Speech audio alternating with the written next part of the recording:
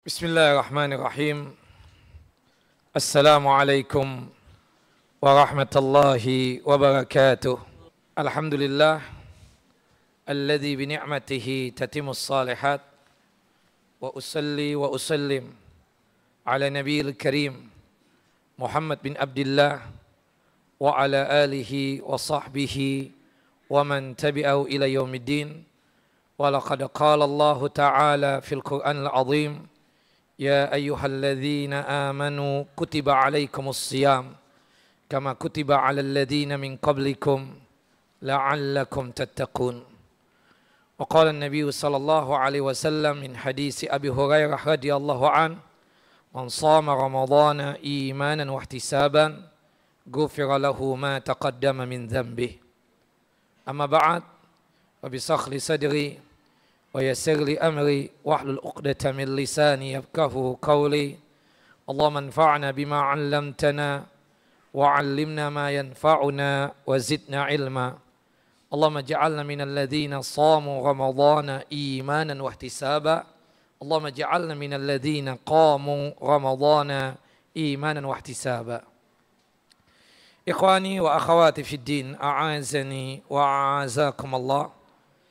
Bapak dan Ibu yang dimuliakan oleh Allahu Jalla wa'ala, Majlis Ta'lim Masjid As-Salam yang dalam lindungan dan penjagaan Allahu Jalla wa'ala.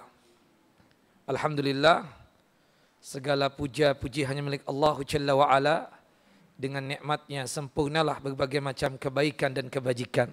Hendaknya kita ketika melewati hari-hari Ramadan, semakin bertambah hari Ramadan ini, semakin kuat ibadah kita, semakin bertambah kebajikan kita, semakin bersemangat kita untuk melakukan amal saleh. Dan semoga Allah Jalla wa'ala menerima seluruh amal ibadah yang kita kerjakan selama Ramadan ini, khususnya tentang ibadah siam kita dan qiyam kita. Dan semoga kita tercatat sebagai hamba-hamba Allah Jalla wa'ala yang terbebas dari siksa api neraka dan dimasukkan ke dalam jannah dan surganya tanpa ada hisab. Amin ya rabbal alamin. Jamaah yang dimuliakan oleh Allah Jalla wa'ala, tujuan berpuasa adalah menggapai ketakwaan. Allah yang mengatakan itu dalam surah Al-Baqarah, surah yang kedua ayat 183. Ya ayyuhalladzina amanu kutiba alaikumus siyam kama kutiba alal ladzina min qablikum la'allakum tattaqun. Wahai orang yang beriman, diwajibkan atas kalian berpuasa sebagaimana umat terdahulu diwajibkan berpuasa. Tujuannya menggapai ketakwaan. Kata takwa, kata yang sering kita dengar, bahkan sering kita ucapkan. Kita sering memberikan nasihat kepada seseorang, ittaqillah, bertakwalah kepada Allah, takutlah kepada Allah Jalla wa'ala. Tapi banyak di antara kita ini belum bisa memahami hakikat ketakwaan itu apa. Kata takwa itu sendiri diambil dari kata waqa, yang artinya menghindar dan menjauh. Menjauh dari apa? Azab Allah dan siksa Allah Jalla wa'ala. Seorang sahabat Nabi yang bernama Abdurrahman bin Sahrin Ad-Dawsi Al-Yami radhiyallahu an, yang sering disebut dengan sebutan Abu Hurairah radhiyallahu an, pernah ditanya oleh muridnya, ya Abu Hurairah, mat taqwa? Apa sih yang dimaksud dengan takwa tersebut? Abu Hurairah balik bertanya kepada muridnya, ya waladi, wahai anakku, kalau sekiranya engkau berjalan di suatu jalan, yang dimana di jalan itu penuh dengan rintangan, penuh dengan gangguan, ada kerikil-kerikil tajam, ada duri, dan gangguan yang lainnya. Apa sikap kamu ketika berjumpa dengan jalan seperti itu? Kata muridnya spontanitas menjawab, ittaqaitu. Pastinya aku menghindar itu jalan. Tidak mau untuk melewati itu jalan. Kata Abu Hurairah, itulah takwa. Takwa itu menjauh dari azab Allah, menghindar dari siksa Allah Jalla wa'ala dengan melaksanakan perintah-perintah Allah Jalla wa'ala dan meninggalkan segala apapun yang dilarang oleh Allah Jalla Jalaluh. Subhanallah. Di dalam Al-Quran banyak sekali ayat-ayat yang menjelaskan tentang cara kita menggapai ketakwaan. Di antaranya tentang masalah puasa. Tapi selain puasa ada yang lain. Kita sebutkan pada malam hari ini ada 3. Yang pertama itu adalah bersikap adil. Bersikap adil itu meletakkan sesuatu pada tempatnya. Makanya lawan daripada keadilan az-zulmu, kezaliman. Kita dianggap zalim ketika meletakkan sesuatu bukan pada tempatnya. Bersikap adil kepada siapapun. Ya, kepada istri kita, kepada suami kita, kepada anak-anak kita, kepada kedua orang tua kita, kepada atasan kita, kepada bawahan kita. Bahkan keadilan itu harus ditegakkan. Meskipun kepada orang yang kita benci sekalipun. Meskipun itu kaum kita tidak sukai. Tapi keadilan harus ditegakkan. Jangan sampai kata Allah Jalla wa'ala, dikarenakan kebencian kita kepada satu kaum, membuat kita tidak bersikap adil. Kata Allah Jalla wa'ala dalam Al-Quran, وَلَا يَجْرِمَنَّكُمْ شَنَآنُ قَوْمٍ عَلَىٰ أَلَّا تَعْدِلُوا اعْدِلُوا فَإِنَّهُ أَقْرَبُ لِلتَّقْوَى. Jangan sampai karena ketidaksukaan kita dengan seseorang, kebencian kita kepada seseorang, kita ini kan gampang komentar, melihat televisi, melihat YouTube, ya mendengar sesuatu berita. Kita sudah aslinya tidak suka dengan tuh orang. Akhirnya berkomentar pun tidak adil. Na'udzubillah min dzalik. Padahal ketegakan menegakkan keadilan itu haruslah kita lakukan meskipun kepada orang yang kita tidak sukai sekalipun. Kenapa? Karena dengan bersikap adil itulah kita bisa menggapai ketakwaan itu. Subhanallah. Pernah seorang sahabat Nabi. Namanya ya Bashir bin Sa'ad radhiyallahu anhu. Ayah daripada Nu'man. Bashir bin Sa'ad menuntun putranya yang bernama Nu'man ini datang kepada Nabi SAW. Ya Rasulullah, ya Nabi Allah, aku telah mengasihkan hadiah secara khusus kepada Nu'man, putraku ini, berwujud budak atau hamba sahaya. Rasulullah paham, mengerti. Bashir bin Sa'ad punya anak lebih daripada 1. Rasulullah bertanya, Aqulla waladika hal tahu iya? Apakah setiap putramu, setiap anakmu itu engkau berikan hadiah yang sama sebagaimana Nu'man? La ya Rasulullah, aku cuma ngasih Nu'man saja, yang lain aku enggak hibahkan berkaitan dengan hartaku. Faqala Rasulullah fa'arji'hu, batalkan hibahmu. Ittaqallah, bertakwalah kepada Allah Jalla wa'ala. Wa'adilu baina auladikum. Bersikap adillah kepada anak-anak kalian. Jangan suka membedakan satu dengan yang lainnya. Allahu Akbar.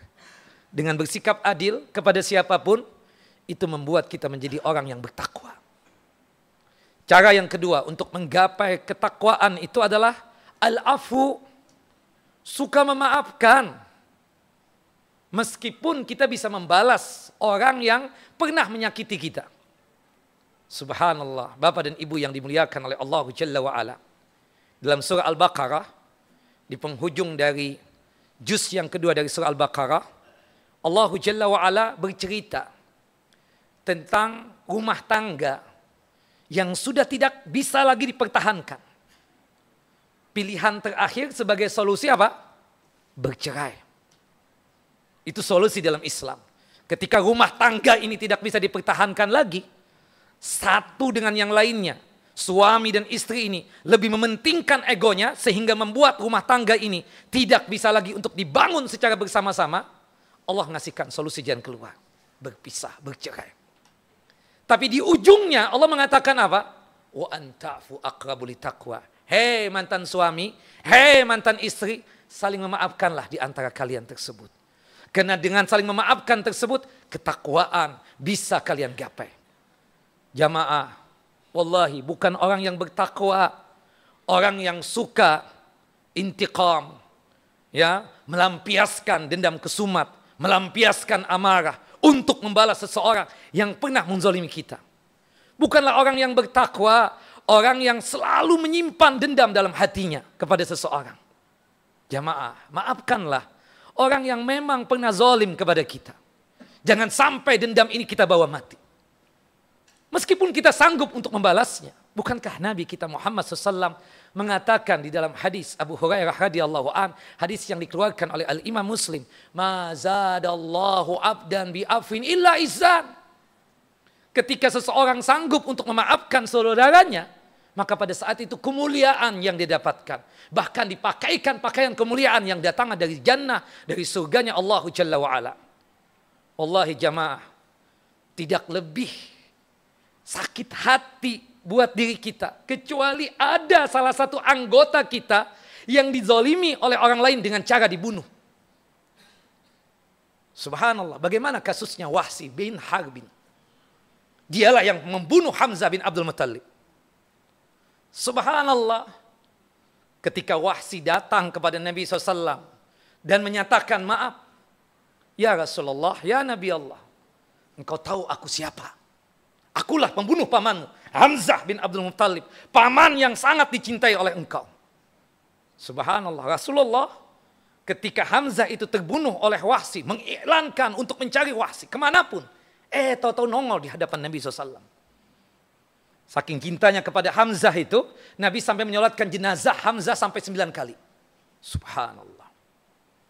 Tapi subhanallah, ketika datang di hadapan Nabi ingin menyatakan Islam, Rasulullah welcome, menerima dan menyambut. Dibimbing bahkan untuk menyatakan iman dan Islam. Setelah Wahsy mengucapkan 2 kalimat syahadat, asyhadu an la ilaha illallah wahdahu la syarikalah wa asyhadu anna Muhammadan abduhu wa rasuluh. Wahsy menjadi seorang hamba yang beriman kepada Allah, menjadi muslim. Setelah mengucapkan 2 kalimat syahadat, Wahsy menangis sejadi-jadinya di hadapan Nabi. Rasulullah menenangkan, ya Wahsy, ada apa? Ya Rasulullah, ya Nabi Allah, tidak ada sesuatu yang membuat aku sangat berbahagia kecuali aku sudah masuk Islam dengan mengucapkan 2 kalimat syahadat ini. Tapi ada sesuatu yang sangat mengganjal di hatiku ini dan di pikiranku. Apa itu, kata Rasulullah SAW? Ya Rasulullah, engkau tahu aku yang membunuh pamanmu Hamzah bin Abdul Muttalib. Ya Rasulullah, apapun keputusan engkau hari ini, aku siap untuk menerima. Asal engkau memaafkan aku. Asal engkau memaafkan aku. Maafkan aku karena telah membunuh pamanmu. Meskipun keputusan engkau hari ini untuk membunuhku sendiri. Aku siap untuk dibunuh oleh engkau ya Rasulullah. Rasulullah mengatakan apa, ya Wahsy? Sejak engkau mengucapkan 2 kalimat syahadat tersebut, aku sudah memaafkan engkau. Tapi tolong banget, engkau berusaha untuk menghindari aku. Jangan sampai wajahmu itu dihadapkan ke wajahku. Ya Rasulullah, aku sudah minta maaf. Sudah menyatakan iman dan Islam. Kata Rasulullah, aku manusia. Yang aku khawatir ketika melihat engkau, terbayang lagi pamanku Hamzah bin Abdul Muttalib yang pernah engkau zalimi dengan cara dibunuh itu. Subhanallah. Rasulullah bukanlah mendendam, tidak. Rasulullah sudah memaafkan. Tapi subhanallah jamaah, kita pernah dizalimi orang. Kemudian untuk berbaik-baik ria lagi, susah. Pak, gimana Ustadz? Inti kan Ustadz. Pak, ya Allah tolong deh Pak. Anda sudah memaafkan dia. Tapi kalau misalnya kumpul dengan dia lagi, ya Allah terbayang lagi. Dia pernah zolim kepada Ana dulu. Gimana pada waktu itu? Antum kan tahu sendiri sebagai saksinya. Iya Ustadz, Ana ngerti Ustadz. Subhanallah. Tapi antum sudah memaafkan. Wallahi Ana sudah memaafkan. Nah itu memang berat ketika ada sesuatu hal yang sifatnya tersebut untuk disatukan lagi. Allahu Akbar, itu berat. Apalagi terjadi perceraian. Itu biasanya ya diawali dengan apa? Permusuhan. Dan permusuhannya itu sampai abadi. Tapi maafkanlah. Sudahlah, itu sudah terjadi di masa lalu.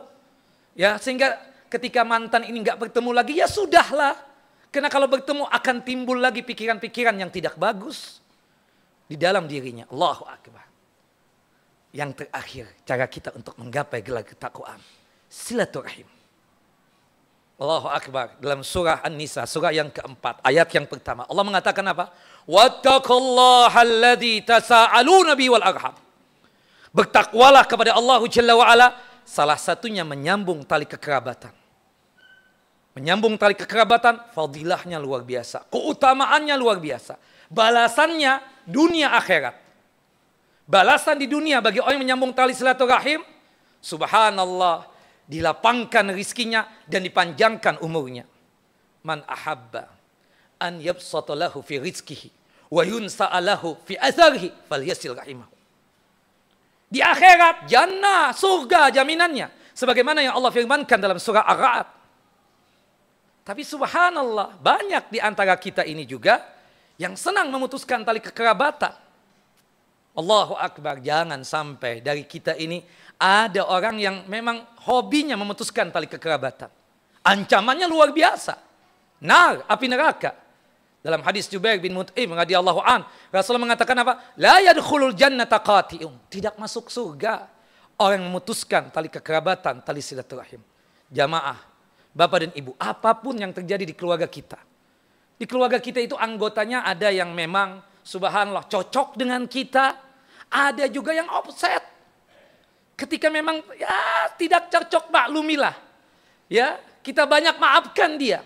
Jangan sampai ketidakcocokan dia dengan anggota keluarga tersebut membuat kita tersebut memutuskan tali kekerabatan.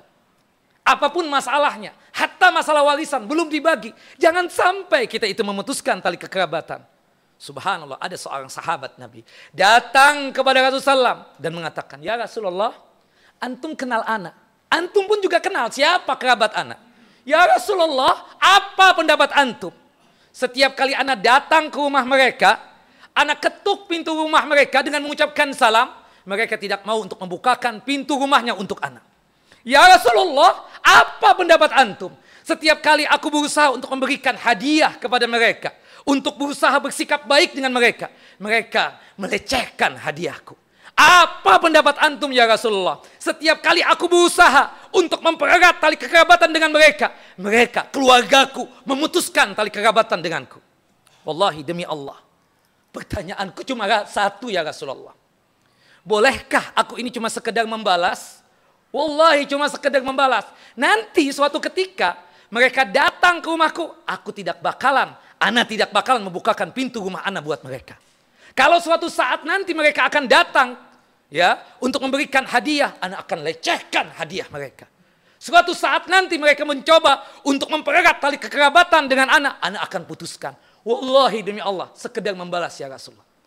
Kata Nabi, la taf'al. Jangan engkau lakukan itu. Kalau memang benar apa yang engkau ucapkan itu memang berat, seperti memasukkan pasir dan debu ke mulut-mulut mereka. Tapi tetap sambung tali silaturahim. Karena Allah Jalla wa'ala selalu membantu engkau dan menolong engkau. Setiap kali engkau menyambung tali kekerabatan dengan mereka, Allah Jalla wa'ala menyambung hubungan baik dengan engkau. Tapi ingat, ketika engkau memutuskan tali kekerabatan dengan mereka, berarti Allah Jalla wa'ala memutus hubungan baik dengan engkau. Allahu Akbar. Ini bulan Ramadan. Bulan yang sangat tepat buat kita muhasabah. Introspeksi diri. Sejauh mana kita sudah bersikap adil. Subhanallah, kepada bawahan kita, kepada atasan kita, kepada keluarga kita. Subhanallah, kita sibuk, keluarga kita nggak terurus. Subhanallah, kita ini jarang untuk menegakkan keadilan itu. Ya, ini Ramadan paling tepat. Kita katakan, kalau sekiranya masih ada terganjal dendam di kolbu kita, udah keluarkan, bersihkan. Jangan sampai kita meninggal dunia membawa dendam tersebut. Ini Ramadan, waktu yang sangat tepat buat kita. Untuk lebih mempererat tali kekerabatan kita, tali pemilik kita, kepada om kita, tante kita, misanan-misanan kita, sepupu-sepupu kita, saudara-saudara sekandung kita, kakak, abang, adik-adik kita, keponakan-keponakan kita. Sambung. Jangan sampai tidak disambung. Yang kaya ataupun yang miskin. Mudah-mudahan dengan kita melaksanakan 3 hal ini, subhanallah, kita sukses menggapai ketakwaan. Keluar dari Ramadan ini betul-betul menjadi hamba yang muttaqin. Hamba-hamba yang betul-betul bertakwa kepada Allah Jalla wa'ala. Semoga Allah Jalla Jalaluh memanjangkan umur kita dalam ketaatan kepadanya. Hingga kita bisa menyelesaikan Ramadan di tahun ini. Dan bisa juga berjumpa dengan Ramadan tahun depan. Allahumma sallimna ila Ramadan. وسلم لنا رمضان وتسلم منا متقبلا أقول قولي هذا واستغفر لي ولكم ولوالدينا ولجميع المسلمين والمسلمات إنه هو الغفور الرحيم وصلى نبينا محمد وعلى آل محمد كما صليت على إبراهيم وعلى آل إبراهيم إنك حميد مجيد. Kita tutup kajian kita dengan masing-masing kita membaca doa kafaratul majlis. Subhanakallahumma wa bihamdika Asyhadu an la ilaha illa anta astaghfiruka wa atubu ilaik. Assalamualaikum warahmatullahi wabarakatuh.